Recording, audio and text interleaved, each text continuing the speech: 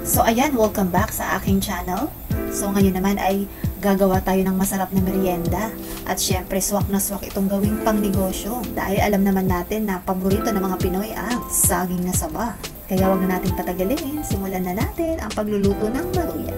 So ang kailangan lang po natin dito ay 5 hanggang 7 peraso ng hinog na saging na saba.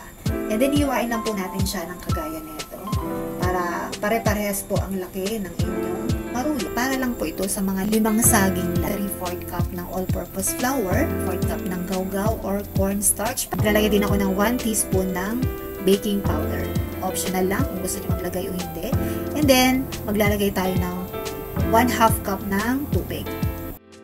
So, hindi po tayo maglalagay dito ng asukal sa ating pang-coating kasi nga po, bubudburan natin ito ng asukal mamaya sa ibabaw.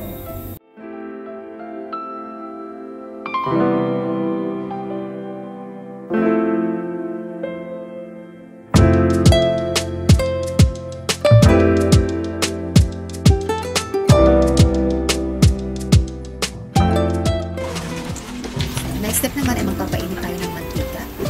Hatilan natin ito na uminit at pag mainit na nga ay lagyan na natin yung ating saging na saba na may coat. And then mga kasosyo, since ito pong recipe ko na ito ay para lang po sa 5 na saging. Okay, so since 10 yung aking saging ay gumawa po ulit ako ng isa pang timpla ng ating pang-coating.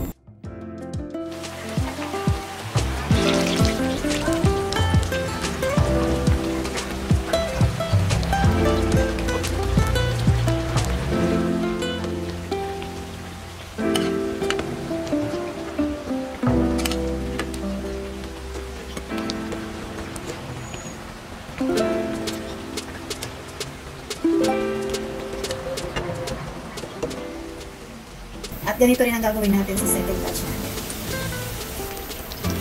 So, ito pong second batch natin ay ito po yung panibagong coating po ito.